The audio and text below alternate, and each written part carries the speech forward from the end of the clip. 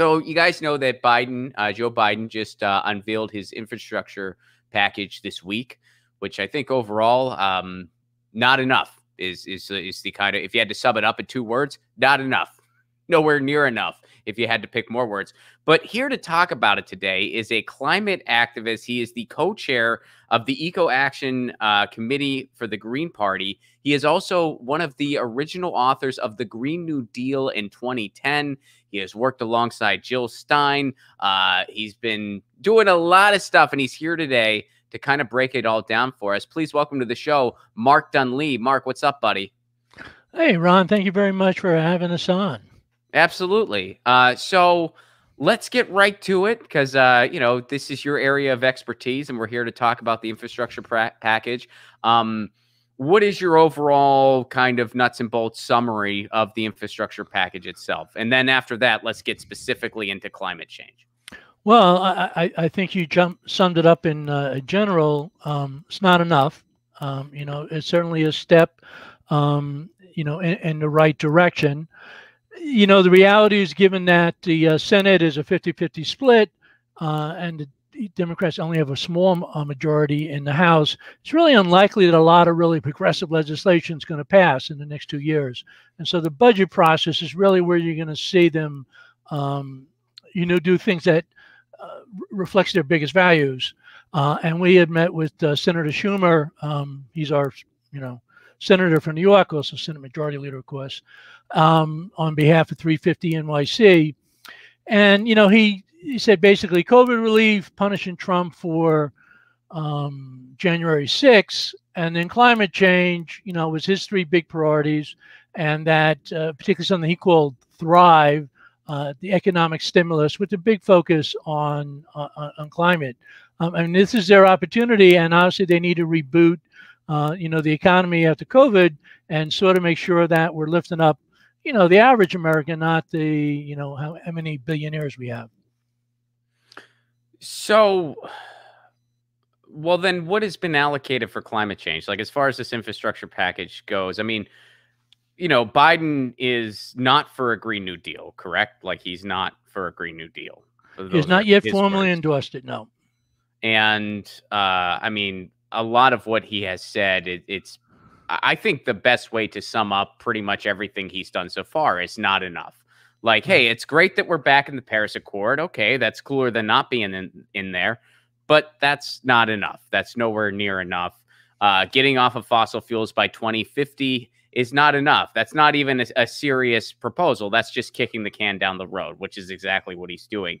So in the infrastructure package specifically, where's it at as far as climate change is concerned? Well, just to quickly follow up on the point you made, the problem that all the Democrats, even the progressive elective Democrats, are unwilling to call for a halt to fossil fuels. Mm-hmm. Now, you're not really going to do that with the economic stimulus. Of course, you can stop giving any money to bad solutions like carbon capture, which you're doing.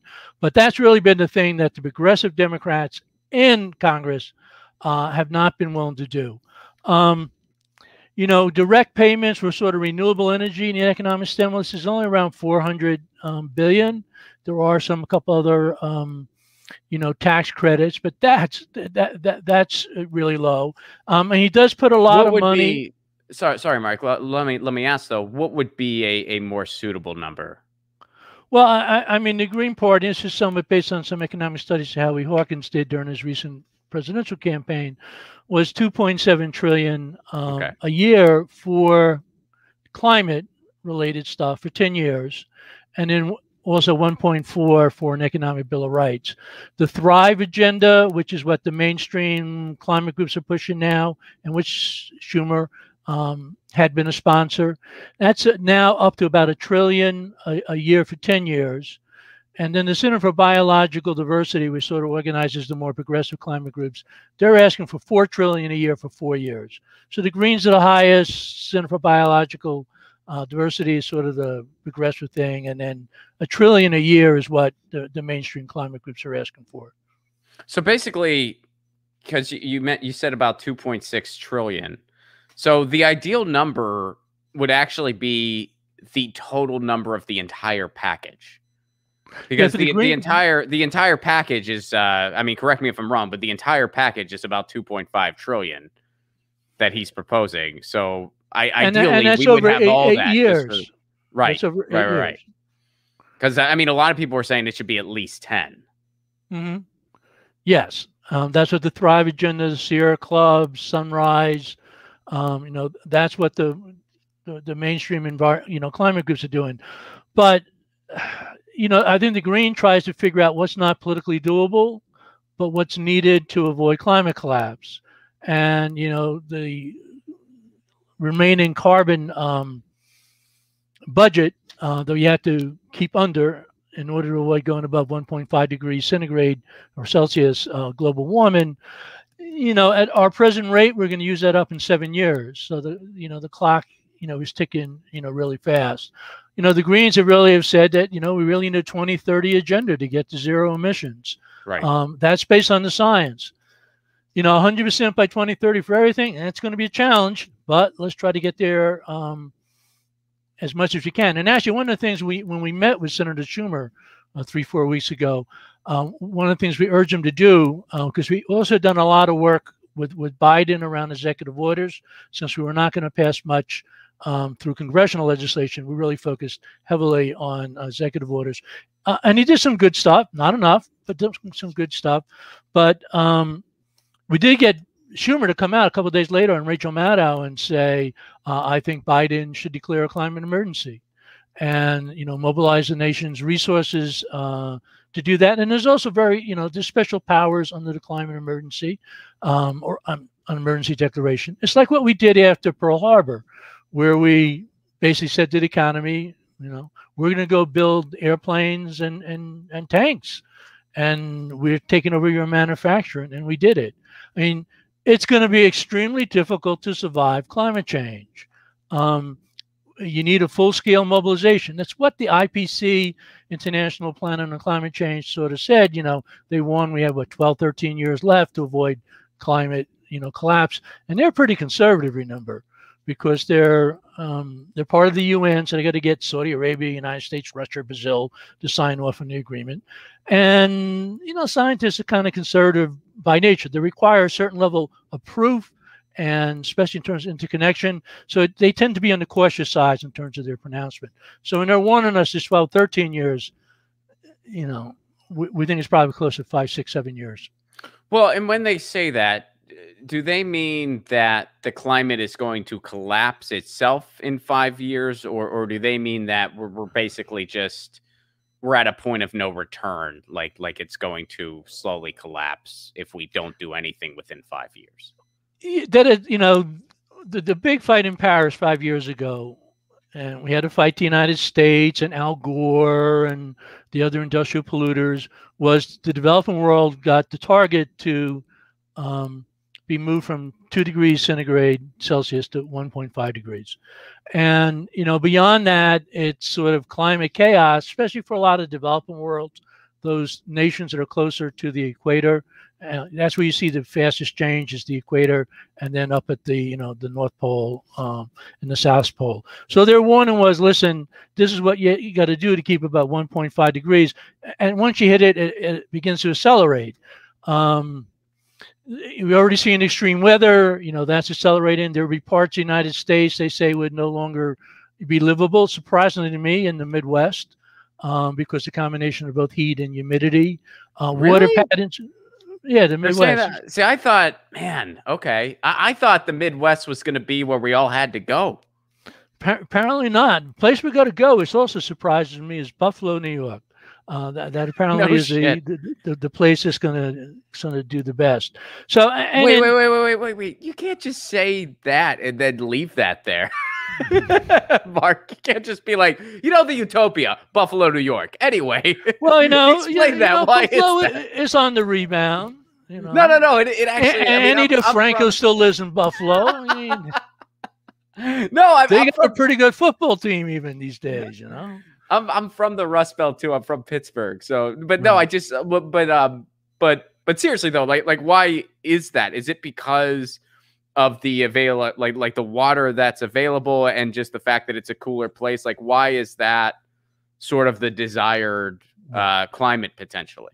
Beyond my particular scientific expertise, but it'd be a combination of humidity, as you said, they're right by the Great Lakes. How the soil is going to react. There's a lot of different things. I live right on the border of Massachusetts and Vermont and New York.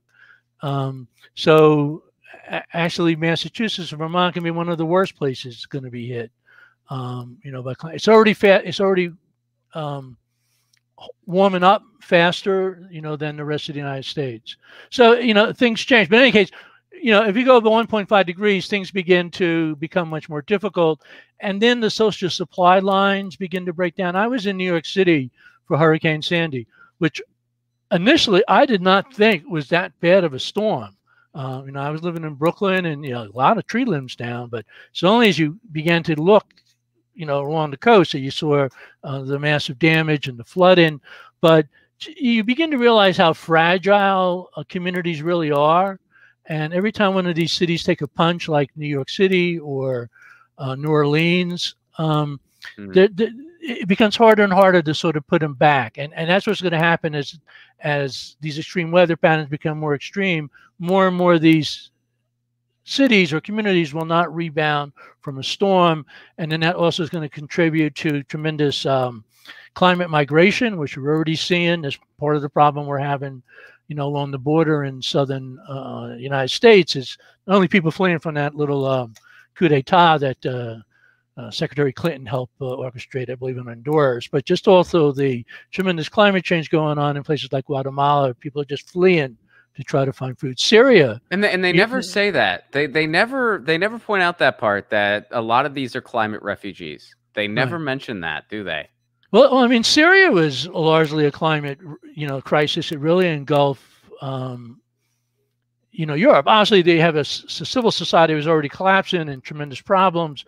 But then you put this historic 5-year drought on top of that, social decay, and then all these farmers and others are moving from the more farm and rural areas into the city because the food supply has disappeared, and that just is a mass thrown into a tinderbox, and things light up and.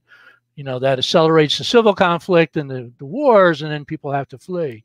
But, a lot of we're going to just see more and more of that, and things just become more and more difficult.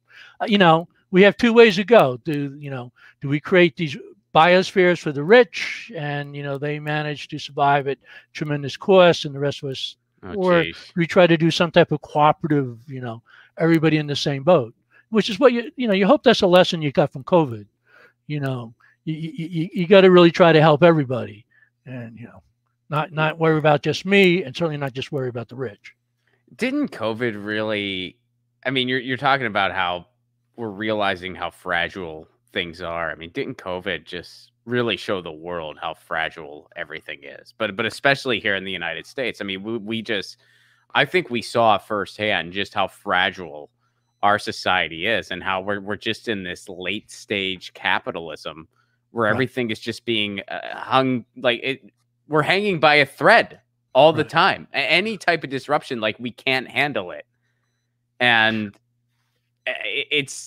this is clearly not the way we should have a society. It's just not. We have to completely do something different. Right. At some point, we'll get back to the Biden green economic stimulus. But yes, the capitalism is, late society collapse, and that's just going to make things more difficult. But I think one thing COVID did was to show the world how quickly things could possibly change. The amount of lifestyle changes we went through in a year, I've hardly been out of my house in a year. I buy food, grocery store comes out to me, type of thing. My wife, who's a professor, teaches everything, sort of online. I lobby online. The whole world has changed quite considerably. So yes, we understand how fragile society is. Hopefully we understand how the world is so interconnected, and that we need to be in it together. But the numbers we threw out, even with the COVID economic stimulus, which were not adequate, still just tremendously increased what was the realm of possibility politically that could be done. The fact that we're sitting here seriously saying, $2.3 trillion economic stimulus is just inadequate to the situation. And the Washington Post or the New York Times, will take that seriously. Just shows how much the world has changed. But it's an opportunity, that we have this moment where the world has changed. People understand the problem. More people understand climate change is going to occur. There's political consensus we're going to do it. And what we can't afford is doing Band-Aids and greenwashing and wasting money on things that the corporate lobbyists. If we have, you mentioned the collapse of capitalism, or the need to collapse capitalism, but if we have the hedge funds running the transition to renewable energy, we're sunk. And right. I always say, even the Pope Francis, month in office, writes his his climate encyclical, and he understands interconnection of the issues, that the mentality allows the humans to exploit the environment is the same mentality that allows whites to exploit black, men to exploit women, the rich to exploit the power, the weak.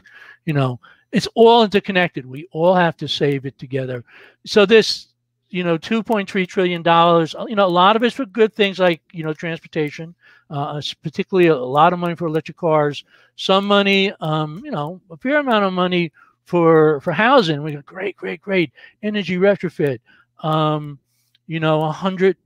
million houses a year. That's great. On that timeline, only need 100 years to complete the process. It's just sort of not up, to scale. A lot of the renewable stuff is on tax credits, which doesn't really help a lot of low and moderate income people. Nothing on agriculture. That's one thing the United States is particularly overlooked, is both the impact of agriculture in driving climate change, but also how we're going to have to redesign our agriculture system to be more sustainable, so we can, grow enough to feed one another. So, let's get into the green stimulus then. You mentioned that. So what exactly is going on there in the infrastructure package? Well, as I said, there's a lot of stuff on transportation, which is good. And actually, to Biden's credit, he's an Amtrak fan, more for mass transit than highways and bridges. So that's unusual, type of thing. Senator Schumer is really into electric cars. So it's a lot of money for electric cars, but I think it's $279. I can't say the exact amount, but he basically wants all new cars in the United States, this is Schumer, to be electric by 2030, which is actually a faster timeline than most of the environmental groups talk about. They tend to talk about by 2035. He wants to give us money so that we'll trade in our fossil fuel car and buy an electric car. So that's good. And I said they are doing money on transportation, and I do think mass transit is sort of a better solution. Certainly water and sewer are significant problems, public health problems in the United States, and it's always good to put money into that. It has a relationship to climate change, but it's not it's not what's going to stop us getting to 1.5, degrees. I can't argue against that money, but that shouldn't count towards the climate budget. Get your news on with Ron. Don't you want to know what's going on? We're getting our news on today. Get your news on with Ron. Don't you want to know what's going on? We're getting our news on today. You can tweet me an article at Ron Placone. We'll go through it together and make